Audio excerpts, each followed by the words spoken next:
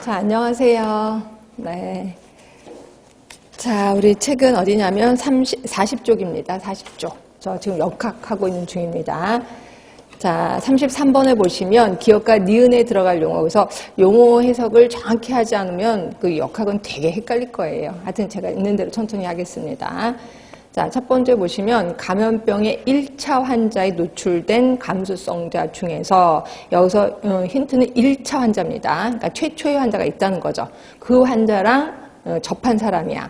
그러면서 해당 질병이 잠복기 동안 발병한 사람의 비율이라고 했거든요. 근데 이거를 그냥 발병을 하면 안 돼. 최초의 환자가 있고 그 환자랑 접한 사람 중에서 발생한 거니까 이거는 2차 발병률이 되는 거죠. 그치? 자, 그 다음에 니은번에 보시면 병원체가 현성 감염을 일으키는 능력.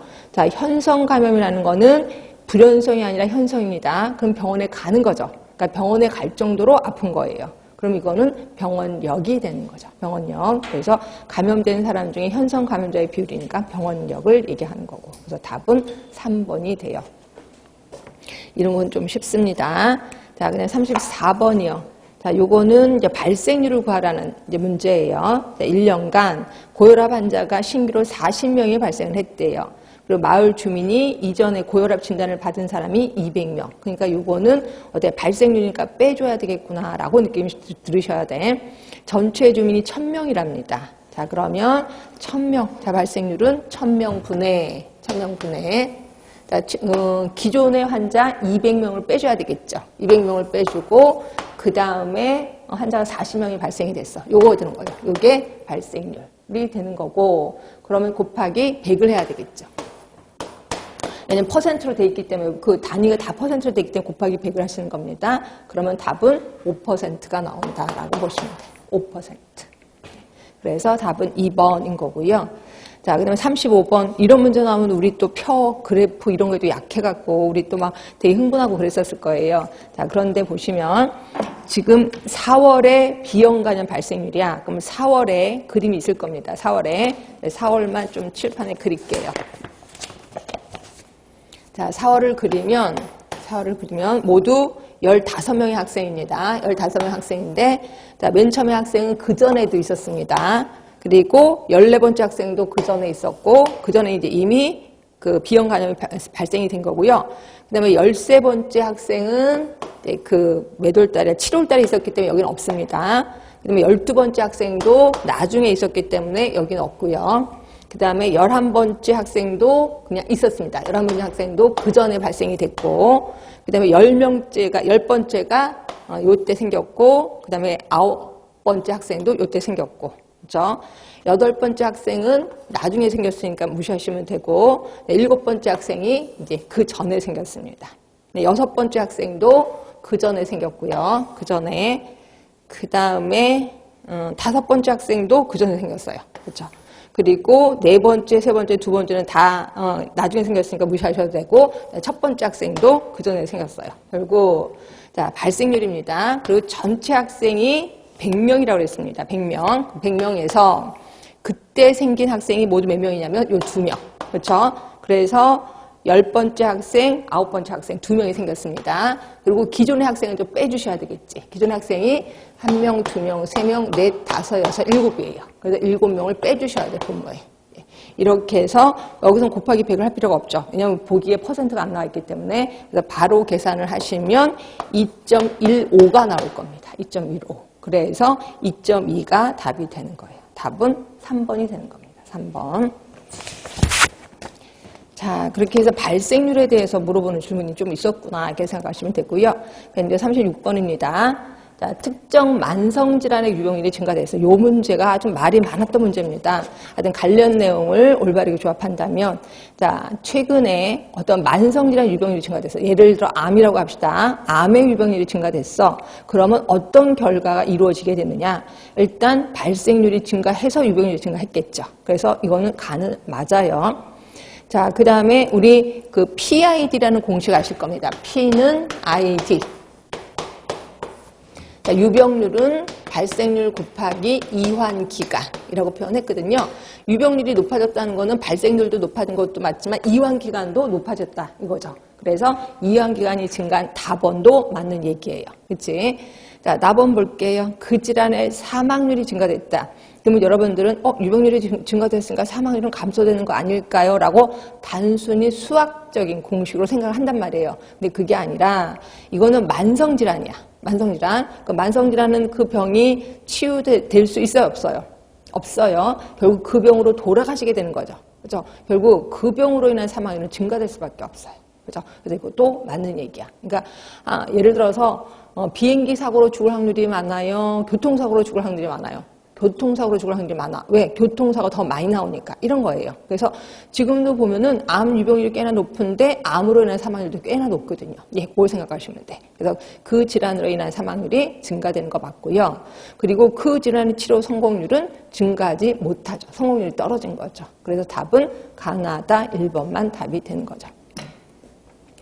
자, 그러면 또 여러분 중에서는 또, 그러면 급성질환이라면 어떻게 할까요? 예, 급성질환 같은 경우에는 급성질환의 유병률이 증가됐다. 그것도, 급성질환은 대부분 발생률 갖고 따지고 있기 때문에, 만약에 그거를 그냥 억지로 우긴다면, 그럴 때는 사망률이 감소되는 게 맞습니다. 사망률이 감소됐으니까 그 질병을 갖고 있는 사람이 계속 유지하고 있겠죠. 그렇죠? 근데 급성질환 같으면 유병률보다는 발생률 갖고 따지기 때문에 그거 좀 안 맞을 것 같긴 해요. 하여튼 여기서는 답은 1번.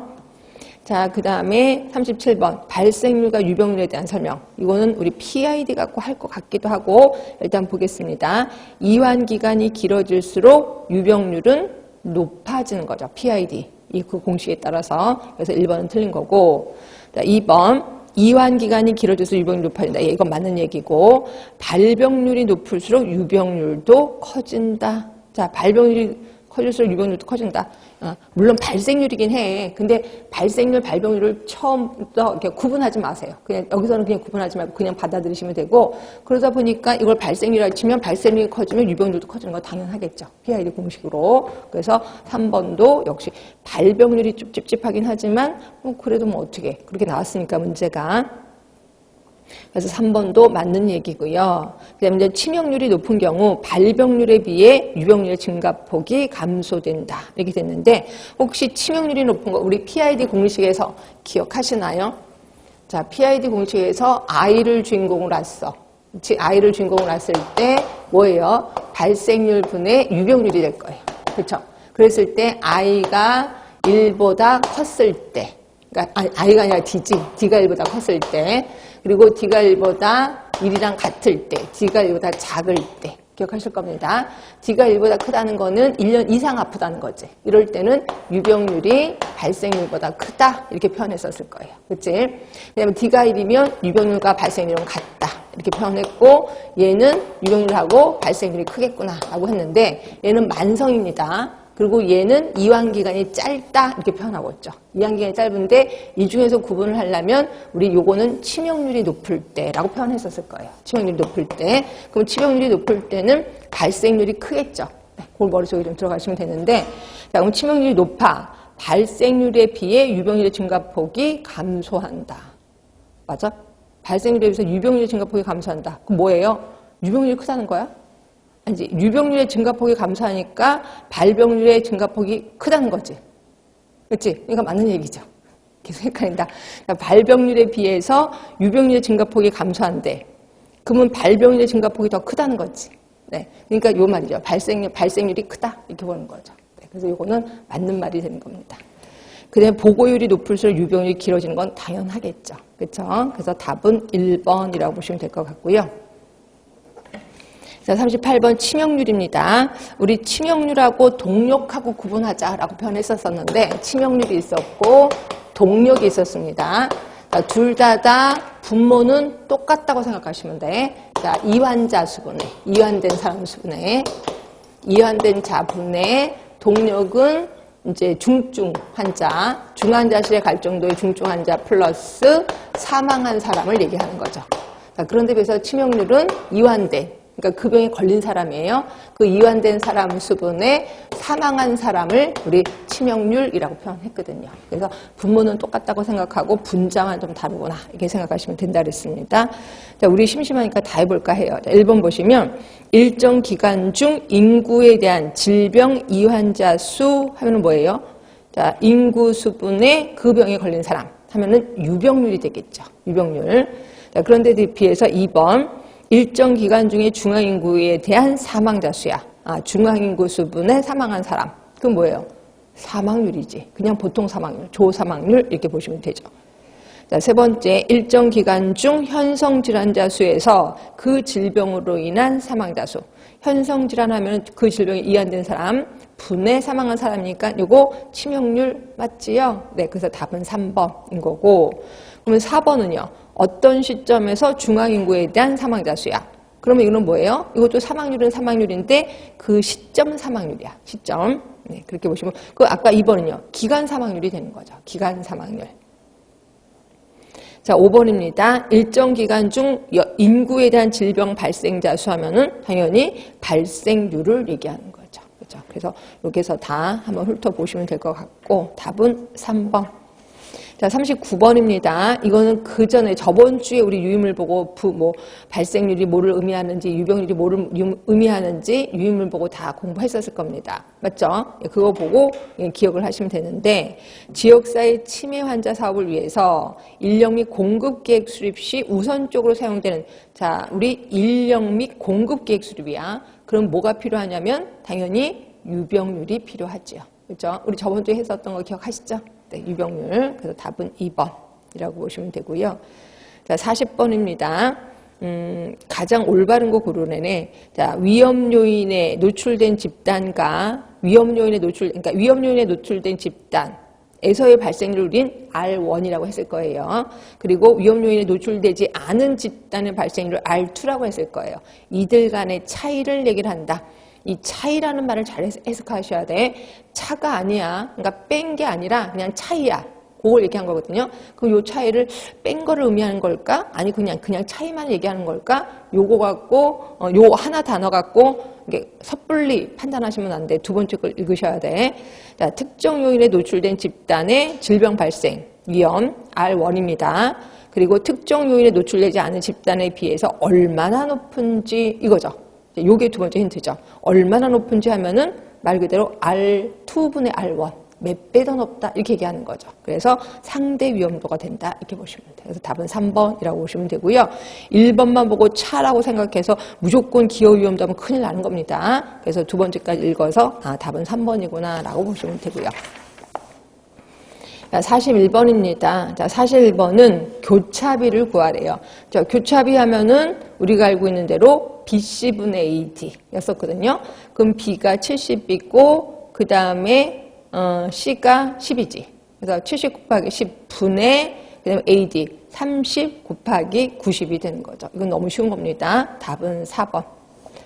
자, 42번이에요. 기여 위험도를 구하랍니다. 근데 정말 착하죠. A, B 뭐 이렇게 우리 굳이 계산 안 해도 될 정도로 이렇게 만들어 놓으셨어요. 자, 기여 위험도는 R1-R2. 그럼 R1은 뭔데? 질병의 그 위험 요인에 노출된 사람분의 병에 걸린 사람. 그러니까 A 플러스 B분의 A가 되죠. 그죠? 그럼 R2는 그 위험 요인이 없는 사람 중에 그 병에 걸린 사람 C 플러스 D분의 C가 되는 거죠. 그래서 답은 1번이 됩니다. 1번. 그렇죠? 빼기니까 기여 위험도니까 R1-R2잖아. 기여 위험도니까. 그래서 답은 1번이 되는 거죠. 맞지? A 플러스 B분의 A, C 플러스 D분의 C. 맞지? 왜 얼굴을 정색을 하세요? 맞지? 응, 맞죠? 자, 43번이에요. 상대 위험도를 구하랍니다. 자, 상대 위험도. 근데 너무 쉬운데? 이건 아예 그거까지 다시, 거기 C까지, R1이 뭐다, R2가 뭐다, 이런 거까지 다 얘기를 하고 있습니다. 그러면 답은 상대 위험도니까 R2분의 R1. 그래서 답은 1번. 그래서 이거는 초기의 문제라고 생각하시면 됩니다. 최초에는 이렇게 쉽게 문제들을 다 내셨어요. 네, 점점 더 어려워지는 거지. 자, 그 다음에 43번 리벨 클락. 우리 그 전에 리벨 클락 정리했었나요? 정리했어요? 안 했어요? 안 했었었죠? 리벨 클락도 정리하고 갑시다. 그렇죠? 자, 리벨 클락 하면은 맨 처음이 비병원성기. 그 다음이 초기 병원성기. 그 다음에 불현성기.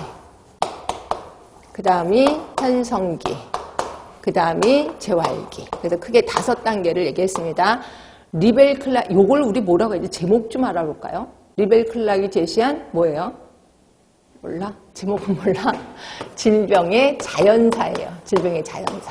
그럼 질병의 자연사라는 게 뭔데? 그냥 병원에 가서 치료하지 않고 그냥 내버려뒀을 때 이런 단계를 거친다는 거죠. 그래서 이거를 질병의 자연사라고 하는 거고, 자, 비병원성기 하면은 지금 내 몸에 균이 들어온 상태인데 얘가 가만히 숨어있는 상태야. 결국 요거죠. 이제 환경, 병원체 숙주가 균형을 받은 상태를 비병원성기라고 하는 거고, 초기 병원성기는 병원체가 슬슬 움직이기 시작하고 있어요. 근데 아직 내 몸은 그거에 대한 반응을 안 하고 있는 단계죠. 그런데 비해서 불연성기는 내 몸이 드디어 반응을 하고 있습니다. 겉으로 증상이 나와 있지는 않고 병원에 검사실에 가면 검사 결과는 이제 차이가 나는 거죠. 그리고 내가 드디어 와락와락 아파. 이게 이제 현성, 그는 이제 재활로 들어가는 거지. 자, 그러면 맨 처음에 비병원성기에서는 어떻게 예방을 해야 되냐면 건강을 증진시키는, 다시 말해서 적극적 건강을 해야 된다. 이렇게 얘기를 하고 있고, 초기 병원성기에는 이제 소극적 건강. 그래서 예를 들어 예방접종이 여기에 해당이 되는 거죠. 그다음 불현성기에는 증상이 없으니까, 그러나 검사실에는 검사가 있으니까 조기 검진해야 되겠죠. 조기 검진해서 조기 치료, 조기 발견 이렇게 하시면 될 것 같고, 현성이면은 더 이상 아파지지 않게끔, 그러니까 악화 방지죠. 악화 방지를 위한 치료를 하게 되는 거죠. 그리고 얘는 재활. 자, 앞에 두 개를 묶어서 우리는 1차 예방이라고 하는 거고, 세 번째, 네 번째를 묶어서 2차 예방, 얘를 3차 예방이라고 표현하고 있습니다. 자, 이 정도는 알아두시는 게 좋고, 자, 들어가겠습니다. 44번. 자, 리벨과 클락의 질병의 자연사에 대한 예방적 수준을 제시했다. 자, 초기 병원성기, 그러니까 불연성기를 얘기하는 것 같아요. 그때 가로 안에 보면 초기 병변 단계, 그래서 혹시 모를까봐 불연성 감염기라고 얘기를 한 거고, 요거는 뭐예요? 조기 진단. 예, 답은 2번이 되는 거죠. 자, 45번입니다. 옳지 못한 거예요. 자, 1차 예방, 건강 문제가 일어나기 전 행하는 활동을 말하고 건강 증진을 포함한다. 괜찮지요? 자, 2차입니다. 건강 문제를 조기 발견, 조기 치료하는 데 초점을 맞추고 건강 문제가 생긴 이후에 일어난다. 어때요? 2차 예방. 2차 예방은 요거예요. 조기 검진, 그 다음에 악화 방지 치료. 예, 괜찮은 것 같아요. 그 다음에 3번, 지역사회 간호 실무에서는 건강 문제를 해결하고 심각한 결과가 초래하는 것을 예방하는 데 주안점을 둔다. 2차 예방에 악화 방지를 위한 치료도 있었거든요. 그러니까 심각한 결과 초래하는 거, 근데 괜찮습니다. 3차 예방, 건강이 더 악화되는 것을 예방하고 최고의 건강 수준을 회복시키는 것이 목적인 활동이 있다. 그러면 여러분들 꼭 그래. 최고가 좀 마음에 안 들어요 라고 하는데 일단 별 그렇게 나쁜 건 없어요. 그래서 이건 슬쩍 넘어가시면 되고 한번 마지막 남아있는 거 한번 볼게요. 자, 5번. 자, 지역사회에서 건강 문제 조기 치료. 이걸 3차라고. 조기 치료하면 우리 뭐예요? 예, 2차지, 2차. 예, 그러니까 당연히 틀렸구나 라고 보시면 되고 답은 5번이라고 보시면 되고요. 자, 46번입니다. 질병의 6가지 고리, 이것도 정리합시다. 자, 질병의 6가지 고리, 맨 처음에는 병원체부터 시작을 해요. 그 다음에 병원소. 그치. 자, 그 다음이 신나게 놀다가 탈출. 예. 그 다음이 전파를 하죠. 그 다음에 침입을 합니다. 침입을 했다고 해서 무조건 병이 생기는 건 아니라 그랬죠. 신숙주의 감속성에 따라 병이 생기기도 하고 안 생기기도 한다. 이렇게 표현을 하셨을 겁니다. 자, 그러면 이 중에서 얘네 두 개를 묶어서 우리 뭐라고 얘기했냐면 병인이라고 표현했고, 그 다음에 얘네 세 개를 우리는 환경이라고 표현할 수 있다. 그리고 얘는 숙주 이렇게 얘기를 할 수 있다. 이렇게 표현했고요. 그 다음에 우리 병원체에서는 기억하실 거는 그거 기억하시라 그랬죠. 뭐 바이러스, 박테리아 이런 거는 그냥 본인들이 알아서 연습을 좀 하시고, 이거 계산하는 거 있었었다 그랬죠. 감염력, 병원성, 동력. 요거 계산하는 거 신경 쓰시라 라고 표현했고요. 특히 아까 동력 같은 거는 시험 문제 좀 많이 나고 병원성도 시험 문제 좀 나옵니다. 좀 기억을 해두시고요. 자, 그 다음에 병원소에서는 인간병원소, 그 다음에 동물병원소, 토양이 있었다. 그리고 인간병원소에서는 다시 둘로 나눌 수가 있었었죠. 하나는 환자하고 또 하나가 복균자 이렇게 나눌 수 있었고, 환자는 현성과 불현성으로 나뉘는 거죠. 복균자는 잠복기 복균자, 그 다음에 회복기 복균자, 그 다음에 건강 복균자, 또 만성 복균자 이렇게도 나눈다. 그래서 우리 수업할 때 다 배웠던 기억이 나실 거고 이 중에서 요 둘 중에서 중요한 건 불연성이야. 근데 요 셋 중에서 중요한 건 당연히 복균자가 중요하다. 이렇게 표현했었을 거예요. 탈출과 침입은 같은 루트를 통해서 탈출하고 같은 루트를 통해서 침입을 하게 되는 거고요.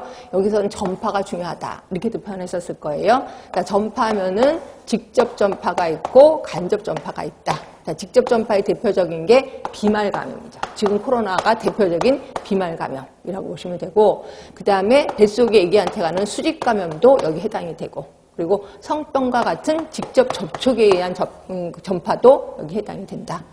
간접 접촉하면은 어떤 매개체가 있어야 되는 거죠. 그래서 이 매개체에 따라서 크게 둘로 나눌 수 있는데, 매개체가 살아있어. 활성 매개체. 매개체가 살아있는 애가 아니야. 그럼 비활성 매개체라고 표현하는 거고, 활성 매개체는 또 다시 둘로 나눠서 파리 같은 애를 우리 기계적 전파, 모기 같은 애를 우리 생물학적 전파 이렇게 표현했었을 거예요. 그렇지? 자, 비활성 매개체도 또 다시 둘로 나눠서 환자가 만진 손수건, 환자가 만진 손잡이 이런 것들을 우린 계달물이라고 표현했고요. 자, 그 다음에 공동 전파체에 의한 전파가 있었습니다. 자, 공동 전파체 하면은 우리가 알고는 뭐 공기, 그렇지? 그다음에 토양, 뭐 물, 음식, 우유 뭐 이런 것들을 얘기하는 거지. 결국 토양이 매개체이면서도 그 다음에 병원소이다 이렇게 해서 얘기를 했었을 거예요. 자, 그리고 신숙주의 감수성 하면은 뭐 생각나세요? 디 루더라는 사람의 감수성 지수 생각나셔야 되죠. 감수성 지수는 그 병이 그 균이 내 몸에 들어와서 얼마나 병이 생길 거냐 이거에 대한 건데, 감수성 지수가 높으면 높을수록 현성이 많아지는 것, 이게 작으면 작을수록 불연성이 많아지는 것 이렇게 있었을 거고, 대표적인 불연성이 이제 소아마비, 그래서 0.1%입니다. 0.1%. 그리고 대표적인 한 95%까지 차지하는 게 이제 홍역, 두창 이런 것들이 해당이 되는 거죠. 그래서 이 두 개만 기억을 하자라고 얘기를 했었을 거예요. 자, 그러면 이 정도 했으니까 우리 들어갑시다. 자, 46번은 되게 쉽게 나왔죠. 감염성 질환의 발생 과정으로 올바른 것은 이렇게 돼 있고, 이 순서 물어보는 거예요. 답은 3번이죠. 네, 누가 봐도 3번입니다. 자, 47번이요. 병원체가 병원소로부터 탈출하는 경로에 해당하지 않는 것은, 자, 우리 침입이든 탈출이든 같은 경로를 가야 얘가 살아간다 이렇게 얘기를 했고, 소화기계로 탈출합니다. 이게 소화기계 감염병이고, 내분비계 이런 건 없었습니다. 그래서 답은 2번인 거고, 개방병소 상처를 통해서 직접 탈출하는 아이도 있고, 기계적 탈출. 기계적 탈출이 뭐예요? 모기지, 모기. 모기나 아니면 주사기 같은 것들이 기계적 탈출 방법이라고 보시면 되고, B형 간염이 기계적 탈출에 속하는 거죠. B형 간염을 뭐 주사기를 했던 그 주사기를 내가 찔렸어. 그럼 나도 걸리게 되는 거죠. 그래서 답은 2번이라고 보시면 되고, 자, 48번입니다. 자, 이것도 되게 쉽죠. 6가지 요소에 포함되지 않는 것은 뭐냐 이거죠. 그러면 답은 5번이죠. 말 갖고 장난 놓고 금방 보이시죠? 병원소의 감수성이 아니라 신숙주의 감수성이 되는 거죠. 답은 5번. 그래서 지역사회 교수님들은요, 이렇게 말 갖고 장난 잘 놉니다. 그러니까 딱 보고 대강 보면 이게 눈에 안 보여. 그러니까 정확히 봐야, 아, 이거 말 갖고 장난 놀았구나 하고 금방 아시게 될 겁니다. 그래서 답은 5번인 거고. 자, 49번이에요. 모든 감염자들 중에서 증상을 발현하는 정도를 의미하는 것 하면, 이때 증상이라는 거는 병원에 갈 정도로 증상이 나타나는 거지. 그러니까 현성이지 불현성을 얘기하는 건 아닙니다. 그럼 병원에 갈 정도니까 당연히 병원성을 얘기하는 거죠. 답은 3번. 자, 50번입니다. 자, 감염력과 병원력에 대한 산출식으로 올바른 것은 이라고 되어 있거든요. 자, 우리 그냥, 그렇지. 감염력 구하면 감염력은 전체 사람 수분에, 그러면 감염력은 전체 사람 몇 명이에요? 1000명이죠. 1000명 분에, 이것도 그냥 확인하자. 또 이거 말로만 하다 보면 또 모르실까봐. 자, 아까 감염력, 병원성, 동력 얘기했었습니다. 감염력은 인구수분에, 이제 문제에서 인구수가 주어질 겁니다. 인구수분에 감염된 사람이에요. 그럼 감염된 사람은 현성 플러스 불현성을 얘기하는 거죠. 이게 감염력. 그런데 여기서 병원성은 자, 요게 분모로 다시 들어가죠. 현성 플러스 불현성 분의 현성을 얘기하는 거죠. 자, 그 다음에 동력은 현성 분의 중증 환자 플러스 사망한 사람을 얘기하는 거죠. 네. 자, 이러다 보니까 감염력은 1000분의 몇이에요? 즉 감염된 사람이 250명, N이 250이라고 됐거든요. 그러니까 1000분의 250 하면 감염력이 되는 거예요. 그렇죠? 근데 1번, 2번 다 틀렸지? 그렇지? 그러니까 그다음 이제 병원력으로 갈게요. 자, 병원력은 요게 다시 분모로 들어가죠. 250분의 그다음에 병원에 갈 정도로 아픈 거니까 여기 현성 써 있네. 현성 100이죠. 그러니까 결국 250분의 100 곱하기 100이 되는 거죠. 그래서 답은 3번이 됩니다. 3번. 자, 51번입니다. 자, 병원력을 구하랍니다. 근데 우리 그냥 심심하니까 잘 볼까? 자, 감염력 구해봅시다. 감염력. 감염력이 인구수가 350명. 분의, 자, 지역의 감염자 수 60명, 근데 현성이 35명, 불현성이 25명. 이렇게 한 거 보니까 현성 플러스 불현성이 60명을 얘기한 것 같아. 그죠? 그러니까 350분의 60이 감염력이 되는 거죠. 자, 그리고 병원력은 60분의, 다시 분모로 들어가서 60분의 현성인 35를 구하면 되죠. 그렇죠? 그래서 계산 안 해도 되네. 그러니까 답은 2번이네. 60분의 35. 자, 52번입니다. 면역 예가 나와요. 그러니까 숙주의 면역. 자, 숙주의 면역, 이것도 정리합시다. 자, 면역하면은 크게 나눠서 선천적인 면역이 있고 후천적인 면역이 있을 거예요. 선천적인 면역은 뭐 그렇게 중요하진 않아서 그냥 말로만 얘기하고, 후천적인 면역은 또 다시 또 둘로 나뉘죠. 어떻게 나눌까? 인공하고 자연으로 나눌까? 인공, 자연? 이렇게도 나누고 저렇게도 나눕시다. 그러면 인공수동, 인공능동 나눌 수 있고, 또 자연도 자연수동, 자연능동 이렇게 나눌 수 있겠죠. 자, 결론은 인공수동이 뭐냐, 인공능동이 뭐냐, 요거를 알아야 되는 게 가장 큰 관건이에요. 자, 인공수동 하면은 뭐예요? 독소를 집어넣는 거예요? 항독소를 집어넣는 거예요? 항독소를 집어넣는 거예요. 항독소. 그다음에 감마글로불린 주사를 넣는 것. 대부분 환자를 대상으로 하고 있습니다. 그렇죠? 그런데 그래서 인공능동이 우리가 알고 있는 예방접종. 그래서 얘는 크게 세 가지 중에 하나를 집어넣죠. 생균을 집어넣거나 또 사균을 집어넣거나 또 순화된 독소를 집어넣기도 하는 거죠. 자, 순화된 독소 집어넣는 거 지금 현재 뭐 넣고 있어요? 드프테리아, 그 다음에 화상풍 집어넣고 있습니다. 사균에는 AP, 101회가 여기 해당이 되는 거고, 그다음에 생균은 대표적으로 지금 결핵이 대표적입니다. 그리고 그러니까 BCG, MMR도 역시 대표적이라고 보시면 돼요. 이거 말고도 되게 많긴 하는데 대표적인 아이가 결핵, MMR. 그리고 뭐 일본 내용도 있고 막 그렇습니다. 우리 책에서 이미 배우셨을 거고요. 그 다음에 자연 수동이 이게 이제 모유, 또 모체를 통한 뭐 또는 하여튼 뭐 태반을 통한 뭐 이렇게 얘기를 하는 거고, 자연 능동이 그 병에 이완된 거죠. 이 병에 걸려버린 것이라고 보시면 될 것 같고요. 그래서 무조건 외우셔야 돼요. 이건 구구단 외우듯이 외우셔야 됩니다. 자, 그러면 보겠습니다. 자연 능동이야. 자, 비형 간염을 앓은 후 생긴 면역. 괜찮지요?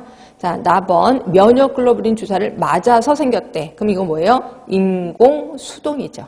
근데 자연 수동이라 했으니까 틀렸고. 자, 비형 간염 예방 접종을 맞은 후에 생겼대. 인공 능동. 맞습니다. 자, 모유 수유 후에 생긴 거는 예, 자연 수동이죠. 자연 수동. 근데 이거 인공 수동이라 했으니까 틀렸구나. 답은 2번. 그렇죠? 53번입니다. 자, 옳은 걸 고르래요. 자, 인공수동이에요. 자, 인공수동은 감마글로불린 항독소 인공제제 투여하는 거. 괜찮지요? 예, 답은 1번 같아요. 그 다음에 다 틀렸다는 거지. 자, 각종 질환에 이완된 후 숙주 스스로 면역체를 형성했대. 그럼 뭐예요? 자연 능동이죠. 자, 3번. 인공능동은 인공수동에 비해서 면역 효력이 빨리 효력이 빨리 나타나는 게 뭐예요? 예, 수동이죠. 수동이 빨리 나타나고 능동은 늦게 나타나지만 한 번 생기면 오래 간다. 이렇게 표현했었을 거야. 이건 반대입니다. 그래서 3번 틀린 거고. 4번. 자, 효력 지속 기간이 긴 게 인공 능동이죠. 그렇죠? 근데 여기는 수동이라고 했으니까 틀렸구나. 이렇게 생각하시면 되고, 답은 변함없이 1번.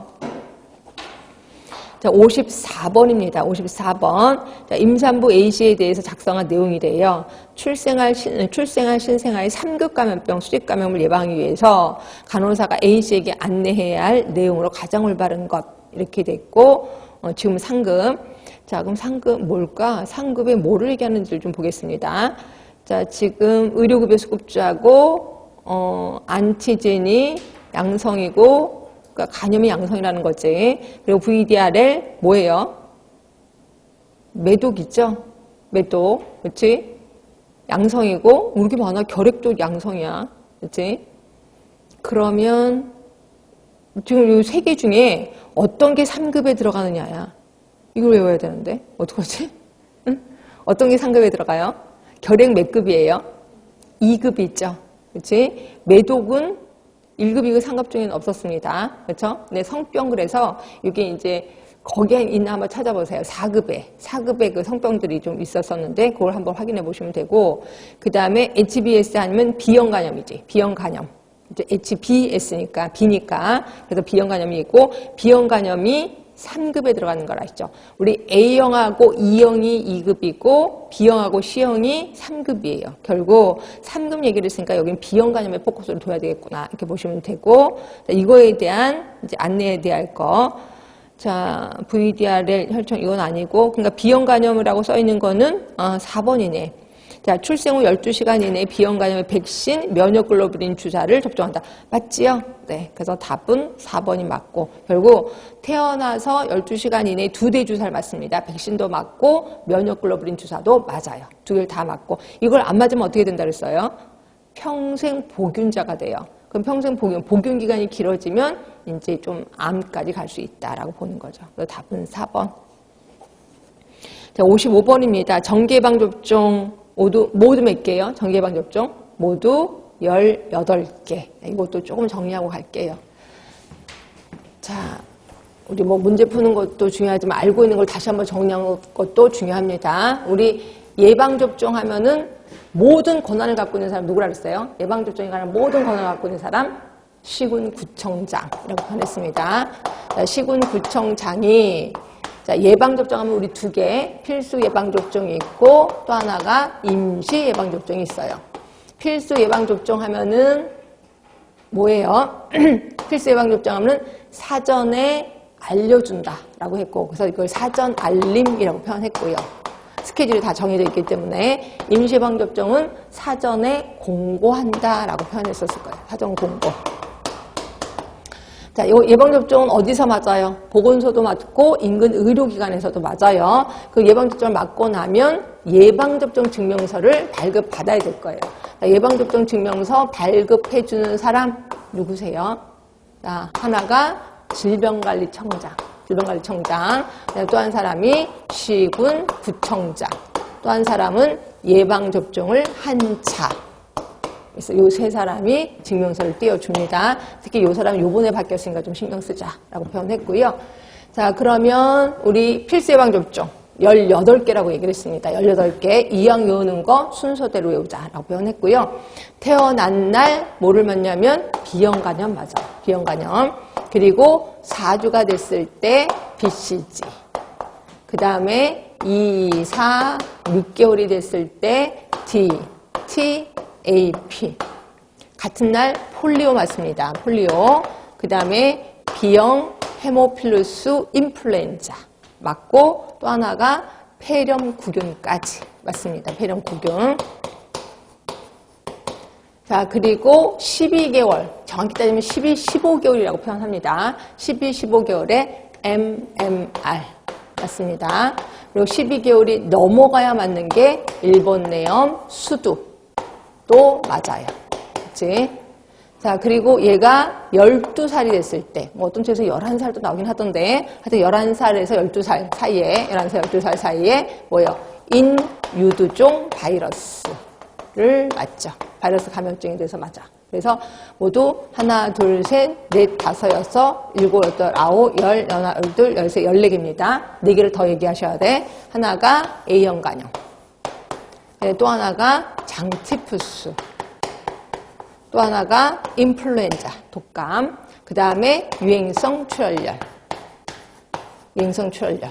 그래서 물론 고위험군만 맞는 게 장티푸스, 그다음에 유행성 출혈열. 요건 이제 고위험군이고요. A형 간염하고 인플루엔자는 아이들도 맞다라고 하는데 좀 나이가 좀 들어서 맞아야 됩니다. 이거는 좀 아주 어린 나이보다는. 그래서 모두 18개 기억을 해두시면 되고, 자, 이 중에서 정기 예방접종을 시행해야 할 질환은 찾아보셨죠? 답은 1번이죠. 1번. 왜냐하면 라번의 콜레라 안 합니다. 파라티푸스도 안 합니다. 장티푸스는 하는데 답은 1번. 56번이에요. 그러니까 지금은 이제 필수 접종이라고 하는데 여기서 예전엔 기본 접종이라고 했거든요. 아니구나. 필수 예방 접종 중에서도 기본 접종이 있고 추가 접종이 있는 건 아시죠? 그렇죠? 기본 접종과 추가 접종의 시기를 써 있는데, 자, 디프테리아 베개 2사 6개월. 맞지? 근데 정확한 걸 골라야 되나 봐. 2사 6개월이고 그다음에 추가 접종이 15, 18개월. 근데 또 하나가 4, 6세 때 또 한 번 맞는 거 아시죠? 그렇죠? 그래서 답은 4번이에요. 그러니까 이거는 우리 기본 접종만 하면 안 되구나. 우리 추가 접종도 알아야 되는구나. 기억하시면 될 것 같고. 자, 근데 DTAP랑 같이 맞는 게 폴리오인데 폴리오는 똑같이 2사 6개월 맞고 추가 접종이 한 번만 맞아요. 그렇죠? 그래서 15, 18개월 때인가 한 번 더 맞을 거예요. 그래서 그것도 한번 확인해 보세요. 그래서 두 개는 똑같이 들어가는데 기본 접종은 맞는데 추가 접종이 한 번 맞는 게 폴리오. 그러나 DTAP는 두 번 맞는구나. 추가 접종도 기억하시면 되고. 자, 57번입니다. 자, 보시면 시군구청장이 보건소를 통해서 정기예방접종, 이것도 똑같은 거구나. 그럼 답은 뭐예요? 시형 간염은 안 맞지? 답은 2번이죠. 2번. 58번. 10개월 됐대요. 10개월 됐는데 아직 투여하지 않는 거는 뭐가 있어? 수두 1번 내용은 12개월이 넘어가야만 한다라고 표현했거든요. 그럼 답은 1번이네. 그러면 소아마비 2사 6개월, 결핵 4주, 비형 헤모필루스 2사 6개월. 그러니까 역시 답은 1번이네요. 자, 59번입니다. 감염병 예방법에 대한 설명으로 옳은 것. 자, 탄저는 동물 사람 간에 서로 전파되는 인수공통 감염병이다. 혹시 인수공통 감염병 기억하시나요? 예? 뭐예요? 바보야 페탄두. 맞지? 바보야. 맞아요? 아니지? 그건 아니지. 이거는 저기 생물테러지, 생물테러. 그러니까 인수공통 감염병은 그치. 그 책에 있어요. 법에 있는데 이걸 제가 따로 외우라고 팁은 주시진 않았었던 것 같아요. 그냥 보시면 되는데 탄저는 확실히 맞아요. 그래서 1번인 거고요. 그 다음에 2번 같은 경우가 간흡충증이 기생충에 감염되어 발생하는 감염병. 근데 간흡충증이니까 기생충이 맞는 것 같아. 그렇죠? 기생충 감염병이라고 따로 있었었죠. 근데 여기가 보건복지부 장관이 고시하는 게 아니라 이제 바뀌어서 질병관리청장이 고시하는 기생충 감염병이에요. 질병관리청장이. 그래서 이거는 좀 틀린 거고요. 그 다음에 3번입니다. 홍역이 몇 급이야? 2급이죠. 2급. 2급이고 지금은 2급에 속해서 집단 발생의 우려가 커서 이런 거 아닙니다. 그래서 얘는 아예 틀린 거 2급이고 그 다음에 4급은 우리 4급이 뭐였었는지 기억하세요? 표본감시 감염병이죠. 4급. 그럼 표본감시 감염병은 뭐 있었어요? 24시간이 아니라 7일 이내거든요. 7일 이내. 그 앞에 있는 말도 틀렸고 그 뒤에 있는 숫자도 틀렸고 그래서 다 틀렸습니다. 답은 1번밖에 없어요. 그렇죠? 자, 60번 요게 또 중복이 돼서 제가 문제 있을 거예요. 전에 나눠드렸던 오늘 나눠드린 게 아니라 그 전에 나눠드렸던 유인물에 60번 문제가 있을 겁니다. 이전에 나눠드렸던 겁니다. 거기에 60번 5쪽인 것 같아요. 5쪽에 보시면 문제가 있을 겁니다.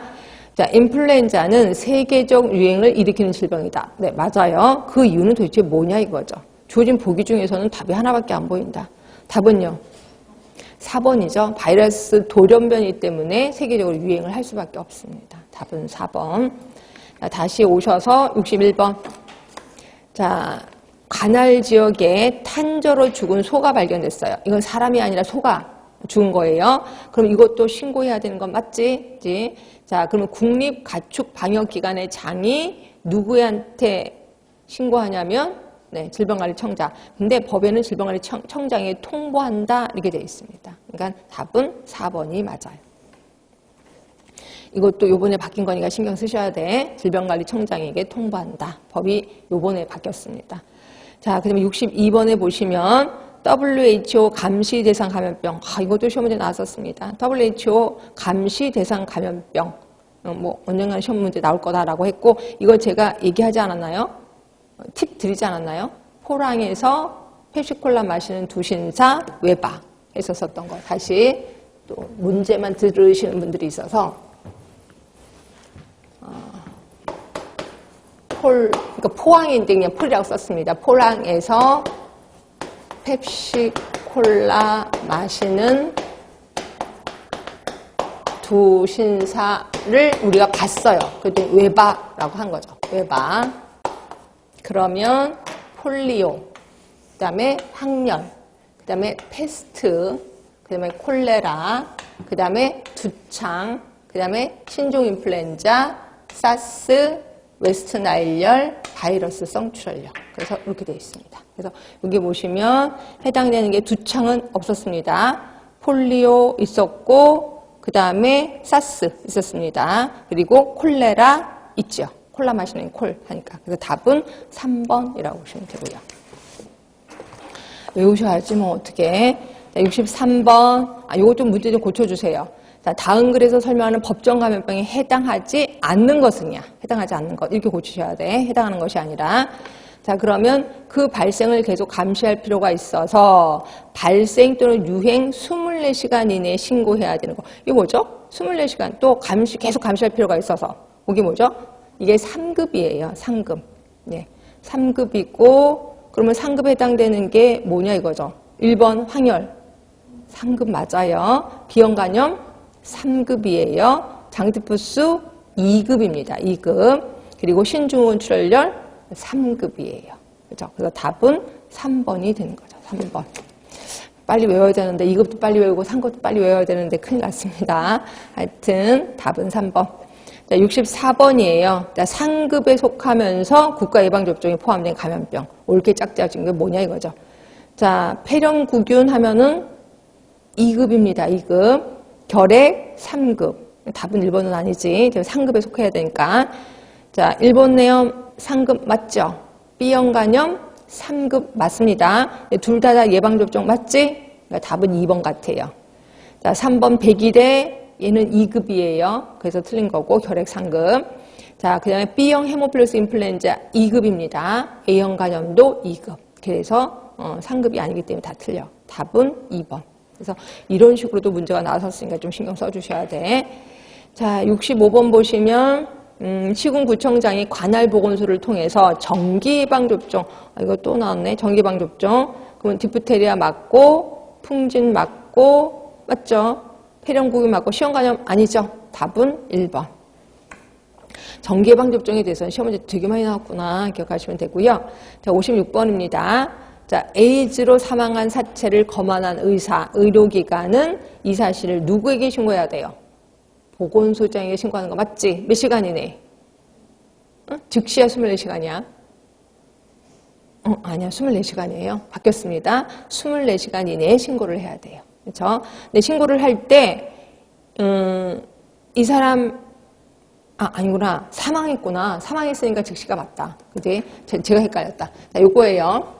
그러니까 요것도 헷갈리지. 저처럼 헷갈리면 안 되니까.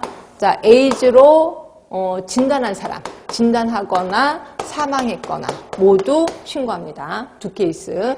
자, 그럼 진단을 했을 때는 24시간 이내에 누구한테 하냐면 보건소장에게 신고합니다.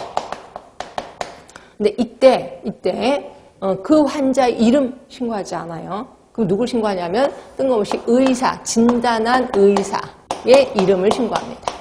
그리고 그 다음에 이제 그 검사물 번호 이런 거 신고하겠지. 자, 이제 이 사람이 사망했어요. 그러면 즉시 합니다. 즉시 신고하는데 누구한테 하냐면 보건소장에게 합니다. 이거 좀 확인해 봐야 되겠다. 제가 즉시인지 24시간인지 좀 감이 안 잡고요. 좀 이따가 한번 확인해 볼게요. 이렇게 하고 그 다음에 보건소장에게 하는데 이때는 환자 이름을 신고하게끔 되어 있어요. 환자 이름 신고. 24시간이 맞겠다. 왜냐면 이게 두 개 같이 있었거든요. 사망했거나 진단했거나 이렇게 돼 있었거든요. 그래서 24시간이 맞을 거예요. 예전에는 즉시였다가 그냥 24시간으로 바뀌어서 이것도 24시간으로 바뀌었을 거예요. 다시 한번 확인하겠습니다. 이렇게 있고 이때는 환자 이름을 신고해야 된다. 이렇게 보시면 되고요. 자, 이렇게 해서 보시고, 그래서 여기서는 사망했으니까 보건소장에게 신고하는 거 맞아요. 자, 67번이에요. 자, 호흡기 계통으로 병원체가 침입을 했어. 그러면 결국 뭐예요? 호흡기계 감염병을 물어보는 것 같아요. 호흡기계. 그러면 콜레라, 장티푸스 하면은 소화기계. 그럼 비형 간염은 얘는 혈액이잖아요. 혈액과 관련된 거고. 답은 4번이네. 신중후 출혈하면 호흡기계. 이렇게 보시면 되고 답은 4번. 요거 유임을 잠깐만 보실래요? 저번 주에 나눠드렸던 유임을 보시면 그 가을철 3대 병이 있습니다. 가을철 3대. 그래서 쯔쯔가무시, 신중군 출혈열, 렙토스피라. 근데 제가 일부러 가로놓기 안 해놨습니다. 괴롭히지 않으려고. 이 세 개 다 쥐랑 관련이 돼 있긴 해요. 쥐랑 관련이 돼 있고, 자, 바이러스가 신중군 출혈열입니다. 바이러스가. 그리고 얘는 호흡기인데, 그러니까 예를 들어서 쥐가 오줌을 쌌어. 그치? 그랬을 때 내가 거기서 옷을 벗어났거든요. 그러고 나서 옷을 다시 입을 때 호흡기계로 들어오는 거예요. 그게 이제 신중군 출혈열이고, 렙토스피라는 설치류가 오줌을 싼 거를, 오줌이 들어있는 물이야. 거기에 내가 손을 담근 거야. 그래서 내 피부로 통해서 들어오는 거야. 그럼 내 피부가 멀쩡하다면 괜찮은데 내 피부가 약간 스크래치가 났어. 그럼 그것을 통해서 들어오는 거죠. 이게 이제 렙토스피라. 그런데 비해서 쯔쯔가무시는 자, 쥐 몸에 살고 있는 찐득이가 나를 물은 거예요. 그게 쯔쯔가무시. 그래서 물린 흔적이 있는 게 쯔쯔가무시라고 표현했고요. 세 개 다 사람에서 사람으로 옮겨지진 않습니다. 근데 이 세 개 중에서 가장 상태가 안 좋은 거는 신중군 출혈열? 아니, 렙토스피라가 조금 안 좋아요. 렙토스피라. 그래서 그냥 렙이라도 놔줄게. 이렇게 외우라 그랬거든요. 그래서 렙토스피라가 조금 치사율이 좀 더 높다. 이렇게 보시면 될 것 같고요. 지금은 뭐 약들이 있어요, 근데. 응? 약이 없는 게 뭘까요? 약이 없는 게. 신중후 출혈 약이 없겠지. 바이러스니까. 약이 없고 나머지는 다 약이 있긴 해요. 그래서 좀 약긴 하는데 하여튼 이게 가을철 3대 유행병이라고 보시면 될 것 같고요. 그냥 그거 보시면 되고 다시 오세요. 그래서 호흡기계는 신중후 출혈. 이게 이제 호흡기 전파다라고 얘기를 했고요. 자, 그 다음에 68번. 자, 요거는 그 유명한 42조를 얘기를 하고 있어요. 42조. 42조고, 이거는 말 그대로 강제 격리 대상. 강제 격리 대상이 되는 감염병이 뭐냐? 이거예요. 그걸 얘기를 하고 있습니다. 자, 보시면 1급이 무조건 강제 격리 아실 거고, 2급 중에서는 제가 예전에 얘기했나요? 우리 이거 42조는 무조건 외우자라고 했고, 강제 격리 1급 무조건입니다. 그 다음에 2급 중에서는 이렇게 열었죠. 세장, 에이콜, 장파, 그 다음에 홍역, 폴리오, 그 다음에 성홍열, 수막구균성 수막염, 그 다음에 결핵. 그치? 수막구균성 수막염. 맞죠? 그래서 요게 이제 강제 격리라고 얘기를 했습니다. 그래서 봤더니 2급 중에서는 장티푸스 있었고, 홍역도 있었고 폴리오도 있었습니다. 다 맞죠? 그러니까 이건 맞아. 상급에서는 이런 건 아니야. 쯔쯔가무시는 사람에서 사람을 옮겨지지 않는다 그랬고 답은 3번인 거고 세계보건기구 감시대상 감염병도 역시 강제격리라고 보시면 되고 답은 3번이에요. 얘도 시험 문제 좀 나올 확률이 있습니다. 자, 69번 이것도 또 문제가 공통돼서 또 갖고 왔을 거예요. 저번 주에 나눴던 유임을. 69번. 66쪽에 있을 거예요. 6쪽에. 자, 건강 관련 빅데이터의 활용에 있어서 해당 통계가 5가지 지표를 잘 충족시키는지를 평가하고 있다. 아래에서 설명하고 있는 평가 지표. 그러니까 평가 지표가 모두 5개입니다. 그 밑에 약간 삼각형 같이 생긴 거 빅데이터의 활용. 이 5개의 그 평가 지표가 있거든요. 관련성, 정확성, 시의성, 정실성, 비교성, 일관성. 요건데, 요거 중에서 뭐에 해당되느냐? 문제 볼게요. 통계 작성 기준 시점과 결과 발표 시점 간의 차이. 그러니까 통계 작성을 했어. 그러면 이거 통계 작성하는데 뭐 금방 걸리진 않을 거 아니에요. 한 1년 정도 걸리잖아요. 그거하고 내가 발표했던 그 시점 간의 차이. 그러면 통계는 뭐 한 몇 년 전에 했어. 그걸 지금 발표했어. 그럼 이거 말도 안 되는 거죠. 하여튼 이런 거. 그 다음에 예고된 공포 시기를 정확히 준수했는지를 평가한다. 이거 뭐에 대한 얘기일 것 같아요? 시의성이죠. 정실성. 그래서 답은 3번이라고 보시면 될 것 같고요. 자, 요 빅데이터 활용 그 밑에 또 1, 2, 3, 4, 5번 있습니다. 요거 좀 쉬시면서 한번 해보세요. 네, 조금만 쉴게요.